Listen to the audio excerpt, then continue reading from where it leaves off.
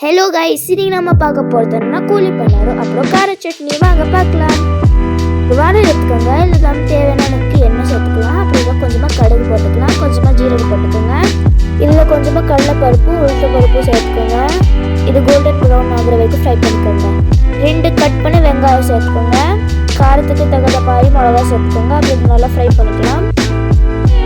கொஞ்சமாக கட் பண்ண கருவேப்பிலை சேர்த்துக்கோங்க. இப்போ நம்ம இந்த இட்லி மாவில் சேர்த்துக்கலாம். தேவையான அளவுக்கு உப்பு சேர்த்து நல்லா மிக்ஸ் பண்ணிக்கலாம். இந்த மாதிரி கூலி பண்ண கல் எடுத்துக்கோங்க. இதில் கொஞ்சமாக எண்ணெய் சேர்த்துக்கோங்க.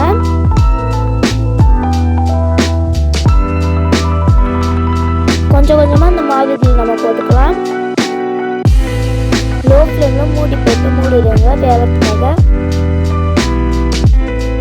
இப்போ இந்த மாதிரி ஒரு ஸ்பூனால் திருப்பிக்கலாம்.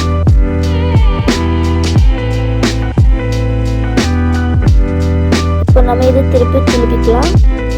அவ்வளோதான் கைஸ், ரெடி ஆயிடுச்சு. உங்களுக்கு இந்த வீடியோ பிடிச்சிருந்தா லைக் பண்ணுங்க, ஷேர்